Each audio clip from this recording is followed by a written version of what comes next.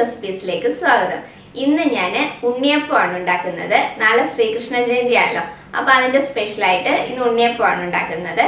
അതും അധിക സമയം ഫെർമെൻറ്റ് ചെയ്യാതെ അരി അരച്ചിട്ടുള്ള നല്ല സോഫ്റ്റ് ആയിട്ടുള്ള ഉണ്ണിയപ്പം എങ്ങനെയാണ് ഉണ്ടാക്കുന്നതെന്ന് നോക്കാം.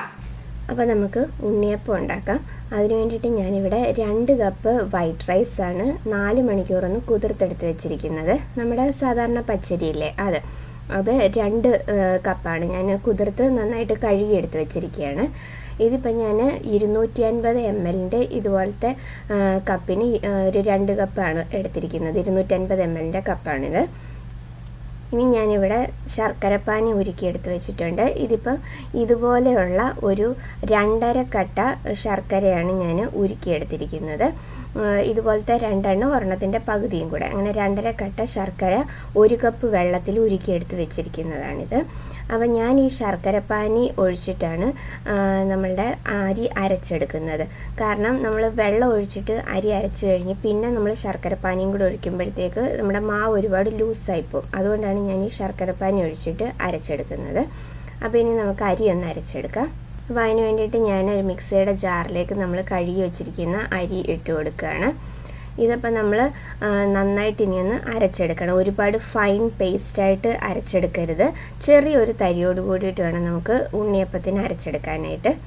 അപ്പോൾ ഇത് ഒരു പകുതി അരച്ചെടുക്കാം. പകുതി അരച്ചെടുത്തതിന് ശേഷം വേണം നമുക്ക് പഴം ചേർത്ത് കൊടുക്കാൻ. അപ്പോൾ ഇതിലേക്ക് ശർക്കരപ്പാനിയും കൂടെ ഒഴിച്ചു കൊടുക്കുകയാണ്. ഞാൻ ഉരുക്കി വെച്ചിരിക്കുന്ന ശർക്കരപ്പാനി കംപ്ലീറ്റ് ഇതിലേക്ക് ഒഴിച്ചു കൊടുത്തിട്ടുണ്ട്. അപ്പം ഇതും കൂടെ ഒഴിച്ചിട്ട് നമുക്ക് ഇനി ഒന്ന് പകുതി അരച്ചെടുക്കാം. ഇപ്പോൾ ഞാനിത് പകുതി ഒന്ന് അരച്ചു കൊണ്ടുവന്നിട്ടുണ്ട്. ഇനി നമുക്കിതിലേക്ക് പഴവും കൂടെ ചേർത്ത് കൊടുക്കാം. അപ്പോൾ അതിന് വേണ്ടിയിട്ട് ഞാനിവിടെ 3 ഞാലിപ്പൂവൻ പഴമാണ് എടുത്ത് വെച്ചിരിക്കുന്നത്. ശരിക്കും നമുക്ക് ഉണ്ണിയപ്പത്തിന് പാളയംകോടൻ പഴമാണ് നല്ലത്. അപ്പോൾ ഞാനിവിടെ ഒരു 3-4 ഷോപ്പിൽ അന്വേഷിച്ചിട്ട് എനിക്ക് പാളയംകോടൻ പഴം കിട്ടിയില്ല. ഇവിടെ എപ്പോഴും പാളയംകോടൻ പഴം വരാറില്ല, അതുകൊണ്ടാണ്. അപ്പം പാളയംകോടൻ പഴം ഉണ്ടെങ്കിൽ അത് തന്നെ ചേർത്തിട്ട് അരയ്ക്കണം, അതാണ് നല്ലത് നമുക്ക് ഉണ്ണിയപ്പത്തിന്.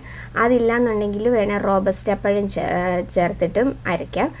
പക്ഷേ നമ്മുടെ നാട്ടിലെ റോബസ്റ്റ പഴം ഇവിടെ കിട്ടത്തില്ല. ഇവിടെ ഫിലിപ്പീൻസിൽ നിന്ന് വരുന്ന പഴമാണ്, അത് നമുക്ക് ഉണ്ണിയപ്പത്തിന് കൊള്ളത്തില്ല. അതുകൊണ്ടാണ് ഞാൻ ഞാലിപ്പൂവൻ പഴം എടുത്തേക്കുന്നത്.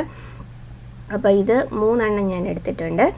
അപ്പോൾ ഇതും കൂടെ നമുക്ക് ഈ അരച്ച് വെച്ചിരിക്കുന്ന മാവിലേക്ക് ഇട്ട് കൊടുത്ത് ബാക്കിയും കൂടെ നമുക്ക് നന്നായിട്ടൊന്ന് അരച്ചെടുക്കാം. അപ്പോൾ ഇതും കൂടെ നമുക്ക് ഇതുപോലെ ചെറുതായിട്ടൊന്ന് മുറിച്ച് നമ്മുടെ മാവിലേക്ക് ഇട്ട് കൊടുക്കാം. അപ്പോൾ ഇനി ഇത് നന്നായിട്ടൊന്ന് ബാക്കിയും കൂടെ അരച്ചു കൊണ്ടുവരാം.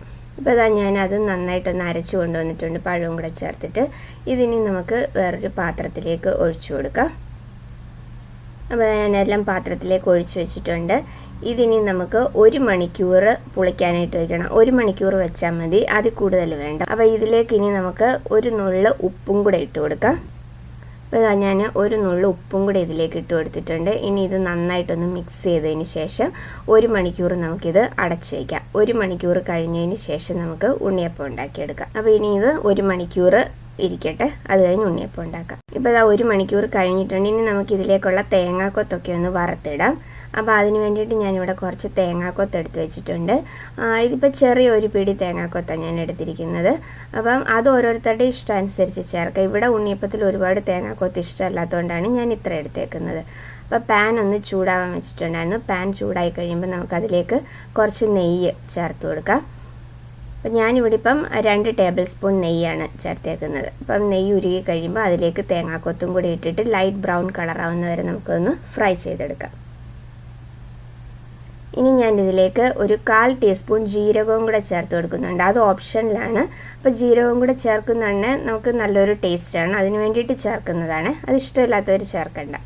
അപ്പോൾ ജീരകവും കൂടെ ഒന്ന് ചേർത്ത് ഒന്ന് വറുത്തെടുത്തിട്ടുണ്ട്. ഇനി ഇതിലേക്ക് ഞാൻ കുറച്ച് കറുത്ത എള്ളും കൂടെ ചേർത്ത് കൊടുക്കുകയാണ്. അപ്പോൾ ഈ എള്ളിൻ്റെ അളവൊക്കെ നമ്മുടെ ഓരോരുത്തരുടെ ഇഷ്ടം അനുസരിച്ച് ചേർക്കാം. അപ്പോൾ ഇനി അതും കൂടെ നന്നായിട്ടൊന്ന് വറുത്തെടുക്കാം. ഇപ്പോൾ ഇതെല്ലാം ഞാനൊന്ന് വറുത്തെടുത്തിട്ടുണ്ട്. ഇനി ഫ്ലെയിം ഓഫ് ചെയ്തിട്ട് നമ്മൾ കലക്കി വെച്ചിരിക്കുന്ന മാവിലേക്ക് ഇത് ചേർത്ത് കൊടുക്കാം. ഇനി ഇത് നന്നായിട്ട് നമുക്കൊന്ന് മിക്സ് ചെയ്തെടുക്കാം.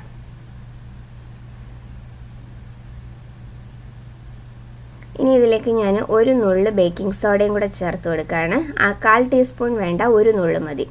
ഇനി ഇതിലേക്ക് 1/2 ടീസ്പൂൺ ഏലക്കാപ്പൊടിയും കൂടെ ചേർത്ത് കൊടുക്കുകയാണ്. എന്നിട്ട് ഇത് നന്നായിട്ട് നമുക്കൊന്ന് മിക്സ് ചെയ്തെടുക്കാം. ബേക്കിംഗ് സോഡ ഇഷ്ടമില്ലാതെന്നുണ്ടെങ്കിൽ അത് ചേർക്കേണ്ട കാര്യമില്ല. നല്ലൊരു മയം കിട്ടും ഉണ്ണിയപ്പത്തിന്, അതിന് വേണ്ടിയിട്ട് ചേർത്തതാണ്. അപ്പോൾ ഇനി നമുക്ക് ഉണ്ണിയപ്പം ഉണ്ടാക്കാം. അതിന് വേണ്ടിയിട്ട് ഞാനൊരു ഉണ്ണിയപ്പക്കാര ഒന്ന് ചൂടാവാനായിട്ട് വെച്ചിട്ടുണ്ട്. അപ്പോൾ ഇത് ഉണ്ണിയപ്പച്ചട്ടി ഒന്ന് ചൂടായി കഴിയുമ്പോൾ നമുക്കിതിലേക്ക് വെളിച്ചെണ്ണ ഒഴിച്ചു കൊടുക്കാം. ഞാനിപ്പോൾ വെളിച്ചെണ്ണയിലാണ് ഉണ്ണിയപ്പം ഉണ്ടാക്കുന്നത്. ഇതൊരു നാടൻ ഡിഷാണല്ലോ, അപ്പോൾ അത് കാരണം ഞാൻ വെളിച്ചെണ്ണയിലാണ് ഇത് ഉണ്ടാക്കുന്നത്. അപ്പോൾ എണ്ണ ഒന്ന് ചൂടായി വന്നിട്ടുണ്ട്. ഇനി നമുക്ക് കുറച്ച് മാവായിട്ട് ഇത് ഓരോ കുഴിയിലേക്ക് ഒഴിച്ചു കൊടുത്തിട്ട് ഇതൊന്ന് ഉണ്ടാക്കിയെടുക്കാം. അപ്പോൾ എൻ്റെ ഉണ്ണിയപ്പച്ചട്ടിയുടെ ആ കുഴി തീരെ ചെറുതാണ്, അത് കാരണം എനിക്ക് ചെറിയ ഉണ്ണിയപ്പം ഉണ്ടാക്കിയെടുക്കാൻ പറ്റത്തുള്ളൂ. അപ്പോൾ ഇതിനി ഒരു സൈഡ് നന്നായിട്ട് മൂത്ത് കഴിയുമ്പോൾ നമുക്കിതൊന്ന് തിരിച്ചിട്ട് കൊടുക്കാം. ഇപ്പോൾ ഇത് ഒരു സൈഡ് മൂത്ത് വന്നിട്ടുണ്ട്. അപ്പോൾ നമുക്കിനി ഇത് അടുത്ത സൈഡും കൂടെ ഒന്ന് തിരിച്ചിട്ട് കൊടുത്ത് നന്നായിട്ട് അടുത്ത സൈഡും കൂടെ ഒന്ന് മൂപ്പിച്ചെടുക്കാം.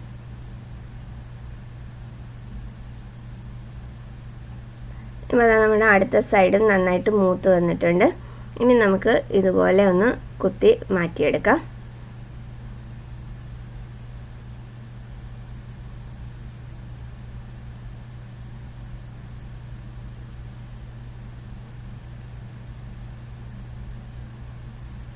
അപ്പോൾ ഇനി നമുക്ക് ബാക്കിയുള്ള മാവെല്ലാം ഇതുപോലെ തന്നെ ഉണ്ടാക്കിയെടുക്കാം. അപ്പോൾ അതാ ഞാൻ എല്ലാ മാവും അതുപോലെ ഉണ്ണിയപ്പമായിട്ട് ഉണ്ടാക്കിയെടുത്തിട്ടുണ്ട്. അപ്പോൾ അതാ എൻ്റെ ഇത് ചെറിയ ഉണ്ണിയപ്പം ആണ്, ചെറിയ ആ കുഴിയായിരുന്നല്ലോ ഉണ്ണിയപ്പച്ചട്ടിയുടെ, അതുകൊണ്ടാണ് നല്ല സോഫ്റ്റായിട്ടുള്ള ഉണ്ണിയപ്പം. അതാ കണ്ടോ, നല്ല സോഫ്റ്റാണ്. നമ്മൾ ആകെ 1 മണിക്കൂർ മാത്രമേ മാവ് ഫെർമെൻ്റ് ആവാൻ വെച്ചിട്ടുണ്ടായിരുന്നുള്ളൂ, പക്ഷെ നല്ല സോഫ്റ്റായിട്ടുള്ള ഉണ്ണിയപ്പം കിട്ടിയിട്ടുണ്ട്. അപ്പം എല്ലാവരും ഇതൊന്ന് ട്രൈ ചെയ്ത് നോക്കണം. നല്ല ടേസ്റ്റി ആയിട്ടുള്ള ഒരു ഉണ്ണിയപ്പമാണ്. അപ്പോൾ എല്ലാവരും ട്രൈ ചെയ്തിട്ട് നിങ്ങളുടെ അഭിപ്രായം എനിക്ക് കമൻസിലൂടെ അറിയിക്കണം. അപ്പോൾ വീഡിയോ ഇഷ്ടമായിട്ടുണ്ടെങ്കിൽ ലൈക്ക് ചെയ്യാനും ഷെയർ ചെയ്യാനും സബ്സ്ക്രൈബ് ചെയ്യാനും മറക്കല്ലേ. അപ്പോൾ അടുത്ത വീഡിയോയിൽ വേറൊരു നല്ല റെസിപ്പി ആയിട്ട് കാണാം. താങ്ക്